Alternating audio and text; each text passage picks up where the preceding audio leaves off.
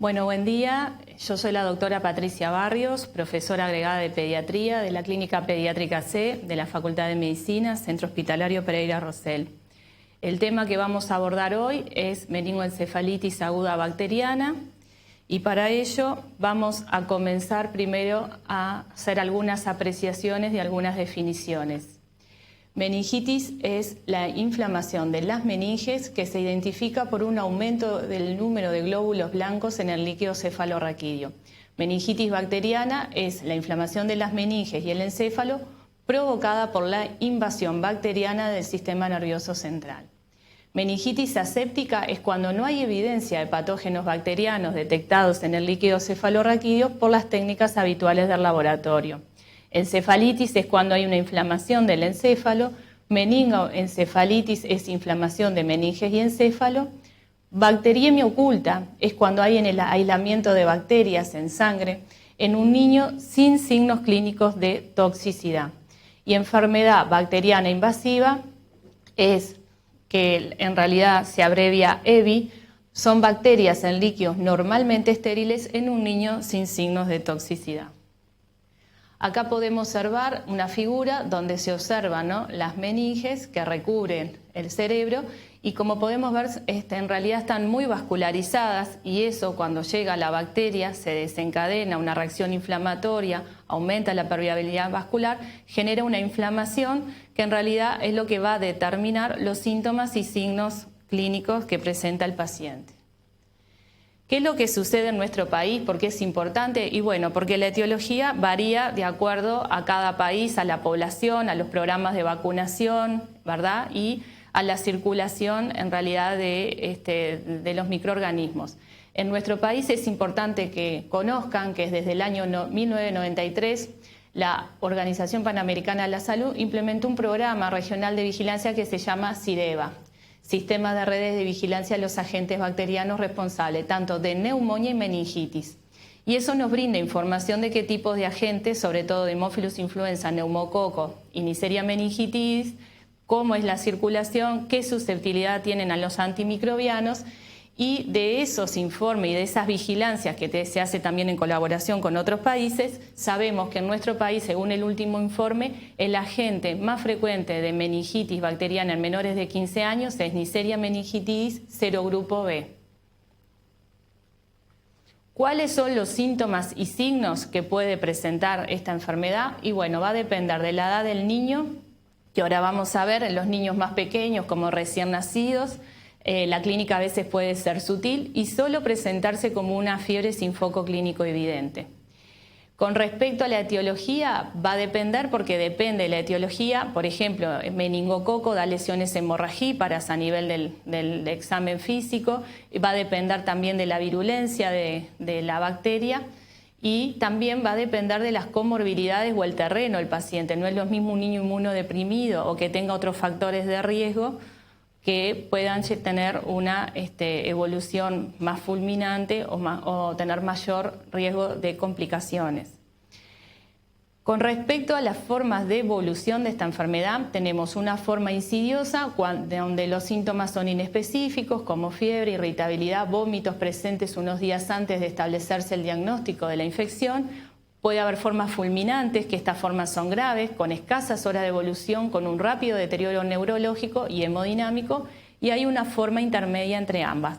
Lo importante, y ya lo vamos diciendo, es que cuando uno sospecha esta enfermedad debe actuar rápidamente porque tanto el tratamiento antibiótico precoz sabemos que modifica la evolución de la enfermedad y disminuye la morbimortalidad. Entonces, ante la duda, yo debo actuar. Entonces, volviendo un poco con respecto a la edad, en el recién nacido se puede presentar como una sepsis precoz o tardía si se presenta antes o luego el 7º día de vida. Los síntomas, dijimos, suelen ser sutiles y son indistinguibles de la sepsis de otra etiología. Pueden presentar fiebre o hipotermia, irritabilidad o letargia, rechazo del alimento, vómitos o polimnea. Es posible que presente convulsiones, parálisis de pares craneales, pausas de apnea o fontanela-bombé.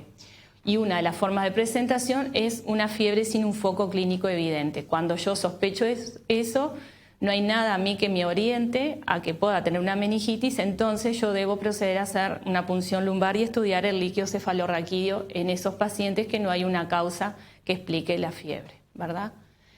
También es importante tener en cuenta que cuanto más pequeño es el niño, más riesgo tiene de hacer una bacteriemia y más riesgo tiene de que esa bacteriemia termine en una enfermedad invasiva. ¿Por qué? Porque tiene un sistema inmune que está en desarrollo inmaduro y eso le genera mayor riesgo de estas infecciones. ¿Qué pasa en el lactante? Bueno, podemos dividir algunos rangos de edad. En los menores de 3 meses se puede presentar como un rechazo del alimento, como un trastorno del sueño, un llanto inexplicable, vómitos, irritabilidad paradojal, fiebre, hipotermia, fiebre sin foco, una fontanela tensa que puede ser un signo tardío y un examen físico normal no permite excluir el diagnóstico en este grupo de edad. En estos niños es importante hacer un correcto examen físico y para decir que el examen físico normal incluye eso una otoscopía, ¿tá? Después el llanto paradojal, que es otro de los síntomas o la irritabilidad paradojal, es que el niño cuando está en los brazos de los padres no calma el llanto ni la irritabilidad, sino que en realidad el niño continúa llorando. Eso también son signos en realidad todos de alarma. Y siempre examinar bien la piel que no tengan lesiones. En los mayores de 3 meses tienen letargia, vómitos, fiebre, convulsiones o síndrome meningio y a partir de los 8 a 10 meses de edad existe ya más chances de que aparezcan los signos meningios clásicos. Que estos signos son los que observamos claramente en los niños mayores de 1 año, que son el signo de la rigidez de nuca, el signo de Kernig y Brusinski, que ahora los vamos a mencionar.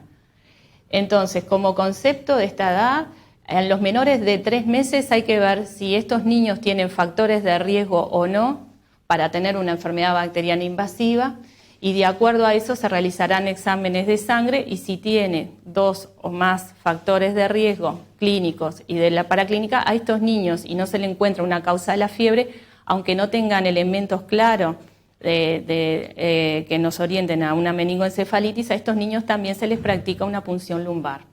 En los mayores de 3 meses ya es diferente y siempre recordar eso, que los signos clásicos aparecen a partir del año.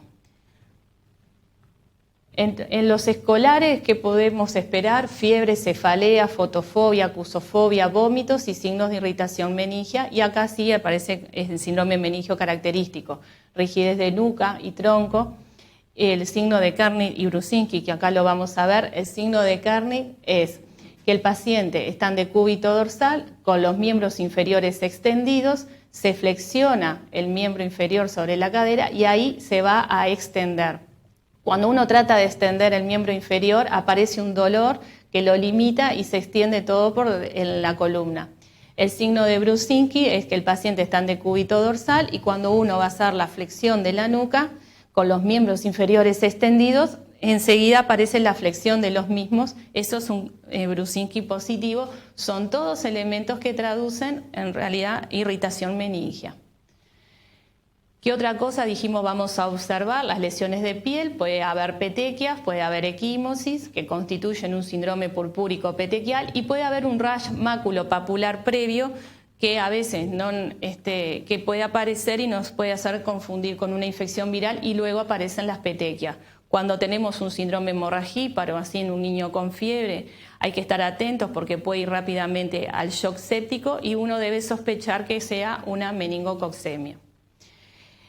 También puede aparecer, aparte de la fiebre, dolor de espalda o dolores, el niño puede referir dolor en los miembros inferiores. Esto es todo por un fenómeno de vasculitis.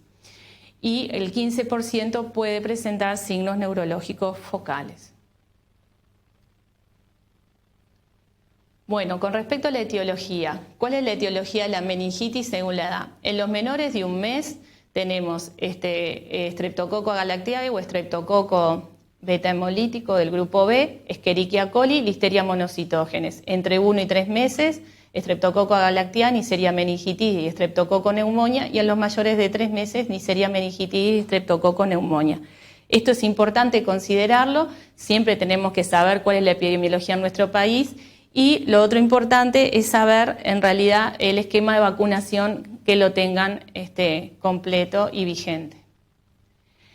Con respecto entonces a la etiología, Streptococcus pneumoniae es un coco gram positivo, es una bacteria capsulada, que es el principal mecanismo de virulencia, ya que la cápsula evita que el macrófago la fagocite, y para poder ser destruida esta bacteria es importante que haya anticuerpos específicos contra serotipos capsulares para poder ser destruida.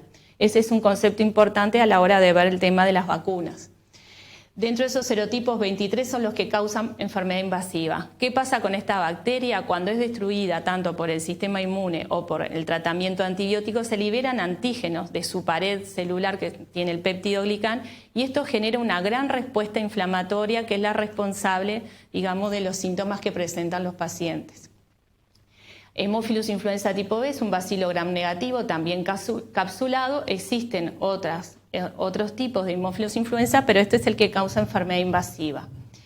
Neisseria meningitis es un coco gram negativo y posee en la membrana externa también un lipooligosacario, que es el que genera la respuesta inflamatoria del huésped, lo mismo que en Haemophilus influenza, cuando se destruye la misma, ¿tá?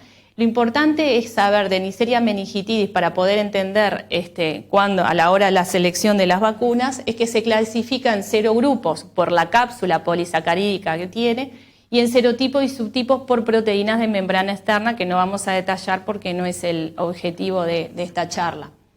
La clasificación en serogrupos se basa en estos antígenos capsulares y son 13, de los cuales A, B, C, I, W y recientemente X son los que causan la mayor parte de las infecciones invasivas, a lo cual esto se considera porque hay vacunas disponibles contra estos serogrupos. Otra cosa a tener en cuenta es que hay pacientes que en realidad tienen patologías neuroquirúrgicas, derivaciones ventriculoperitoneales o tuvieron un traumatismo de cráneo y quedaron con una fístula del líquido cefalorraquídeo. Ahí la etiología cambia. Ahí los primeros agentes etiológicos que uno debe plantear son los de piel, en el caso de las derivaciones ventriculoperitoneales, y en la fístula, por ejemplo, es neumococo. Y los pacientes con inmunodeficiencias, dependiendo del tipo de inmunodeficiencia, también tienen susceptibilidad a otros microorganismos. Entonces, si bien son un grupo pequeño de pacientes, pero cuando hablábamos hoy de la etiología, el terreno o la presencia de comorbilidad es una cosa a tener en cuenta. Brevemente, la patogenia de esta enfermedad, bueno, es una enfermedad, estas bacterias se transmiten por vía respiratoria, por gotitas. El primer paso es la colonización de la vía respiratoria, la mayoría tienen mecanismo de virulencia que permiten a la bacteria unirse al epitelio respiratorio. Luego ahí la bacteria invade, pasa a la sangre generando la bacteriemia y ahí va a depender del inóculo bacteriano, de la virulencia del germen, ¿verdad? Y de la capacidad bactericida del suero, en realidad de si presenta el paciente anticuerpos específicos contra esa bacteria, ¿verdad? Y también juega un rol importante el complemento. Si esas bacterias están en la sangre, acceden y invaden los plexos coroideos, en el líquido cefalorraquídeo, que es un lugar que en realidad se empieza a multiplicar rápidamente, genera una liberación de citoquinas y aumenta la permeabilidad vascular y se genera inflamación de las meninges y el encéfalo, con el desarrollo de esta cascada inflamatoria en el espacio subaracnoideo, generando edema cerebral por edema vasogénico, citotóxico, aumenta la presión intracraneana y puede generar el daño neurológico. Otra cosa importante, que en los pacientes a veces puede presentarse como una convulsión con fiebre, y como dijimos que en los niños menores de 1 año a veces los signos meningios pueden estar ausentes, en estos niños, si no tenemos otra causa que nos explique la fiebre y no está bien inmunizado, en los menores de 1 año a veces hay que practicar una punción lumbar para descartar el diagnóstico. Bueno, el diagnóstico, dijimos, lo sospechamos por la clínica y se confirma por el estudio citoquímico y o bacteriológico del líquido cefalorraquídeo. Del laboratorio vamos a solicitar un hemograma donde podemos encontrar que en la serie blanca una leucocitosis mayor a 15.000 o una leucopenia, puede haber también glóbulos blancos normales, la hemoglobina puede estar normal o puede haber una anemia normocítica, normocrómica de tipo inflamatoria, las plaquetas pueden estar aumentadas como por un reactante de fase aguda, pueden estar normales o pueden estar disminuidas porque hay pacientes que hacen una coagulación intravascular diseminada, como en el caso sobre todo de la meningococcemia. La proteína C reactiva va a estar elevada mayor a 20 miligramos. Eso nos indica que en realidad es una enfermedad bacteriana invasiva. La procalcitonina mayor a 2. Debemos solicitar 2 hemocultivos y debemos hacer un estudio bacteriológico de las lesiones, ¿verdad?, para donde se pueda aislar el germen. La punción lumbar, ya dijimos a quién está indicada, y en las contraindicaciones es que tenga una hipertensión endocraniana severa, signos neurológicos focales, infección de piel o en el sitio de punción. Entonces, la punción le hacemos a los menores de 30 días con fiebre sin foco clínico evidente y entre 1 y 3 meses si tienen factores de riesgo de EBI, patología neonatal, uso reciente de antibiótico, prematurez o comorbilidad, leucocitosis o leucopenia o alguno de los reactantes de fase aguda. Acá vemos el líquido cefalorraquídeo y vemos que en las meningitis bacterianas esperamos tener un aumento de la celularidad a predominio polimorfonucleares con una hiperproteinorraquia e hipoglucorraquia. El estudio bacteriológico consiste en la tinción de Gram, en la detección de antígenos capsulares, el cultivo y se pueden hacer técnicas de biología molecular por multiplex. La imagen, tanto una tomografía de cráneo-resonancia, es cuando tenemos esos ítems, sospecha de infección, complicación intracraniana, cuando no mejora la conciencia luego de iniciar el tratamiento, aparición de elementos focales neurológicos, aparición o reaparición de convulsiones o episodios de apnea. Con respecto al tratamiento, nada va a demorar el tratamiento. Si yo sospecho, se puede iniciar el tratamiento. No se espera tener los cultivos porque dependiendo de la gravedad del paciente, porque en horas puede evolucionar a la gravedad. Es importante administrar una dosis de corticoides antes de la primera dosis de antibiótico porque disminuiría la inflamación y las secuelas neurológicas, pero eso se vio sobre todo demostrado para hemófilos influenza tipo B. Con respecto a los tratamientos, en los menores de 30 días utilizamos ampicilina y gentamicina o ampicilina más cefotaxime porque Listeria monocitógenes no sería sensible a las cefalosporinas. Entonces por eso es que se utiliza ampicilina y el resto por los bacilos gram negativos. En los mayores de un mes utilizamos ceftriaxona y vancomicina y si presenta lesiones purpúricas dejamos solo ceftriaxona porque sospechamos Neisseria meningitidis. La vancomicina es en caso de que hubiera un neumococo resistente a la penicilina y a la ceftriaxona. La duración es de 3 a 4 semanas en el recién nacido, 5 a 7 días fuera del periodo neonatal, 5 a 7 días para meningococo, 10 días neumococo, 10 días hemófilo y germen desconocido 10 días. La profilaxis a los contactos, esa se utiliza a los convivientes del hogar, compañeros de guardería o escuela que hayan permanecido con el caso índice durante los últimos 7 días y hay que ver que todos los niños del domicilio tengan las vacunas del carnet del esquema al día. Ahí están las dosis que se utiliza de rifampicina y de ceftriaxona y se debe hacer una notificación obligatoria al Ministerio de Salud Pública del Grupo A. Para embarazadas se utiliza la ceftriaxona o para alérgicos a la rifampicina. Este es donde pueden observar los grupos de enfermedades. Esta es del Grupo A, las primeras 24 horas debe ser notificada. Y con respecto a las vacunas, hay vacunas que forman parte de nuestro esquema de vacunación y otras que no. Tenemos para neumococo, está incluida en el esquema la trivalente conjugada, que sea a los 2, a los 4 y a los 12 meses. La Haemophilus influenza tipo B, que también es conjugada, está incluida en la pentavalente, ¿verdad? Que ahora vamos a ver acá. Ahí podemos ver, ¿verdad? En el esquema a los 2, a los 4, a los 6 y a los 15. Y tenemos estas otras 2 vacunas que no vamos a entrar en detalle porque ya estamos finalizando, que es la vacuna meningocócica conjugada tetravalente y hay una vacuna recombinante de antígenos proteicos para meningo B. ¿Por qué no se hizo una vacuna que ya incluyera el B? Porque el polisacárido del meningo B es parecido a antígeno de la célula del organismo, entonces se tiene que crear por una tecnología especial y se utilizan antígenos proteicos para generar una buena respuesta. Estas 2 vacunas están disponibles en nuestro país, pero tienen indicaciones específicas para determinados grupos de riesgo o para viajes o para personas que tengan comorbilidades o usen determinados tratamientos farmacológicos. Bueno, muchísimas gracias y recordar siempre que una de las medidas más importantes para todas estas infecciones es el lavado correcto de manos, ¿verdad? Y evitar lugares con aglomeraciones, sobre todo en las épocas de los meses de invierno, donde a veces los virus respiratorios promueven o en realidad generan mayor facilidad para la dispersión y generan mayor facilidad para que estas bacterias puedan colonizar y causar esta enfermedad. Gracias.